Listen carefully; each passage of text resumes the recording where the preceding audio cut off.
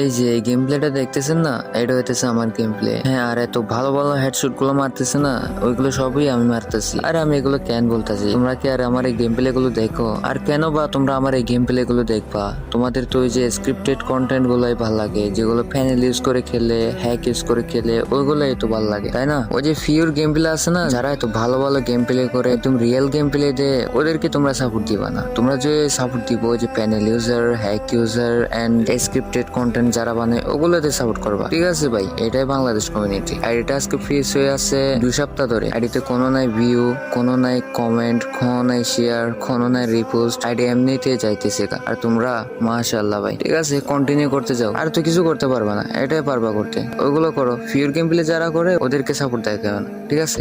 আল্লাহ হাফেজ।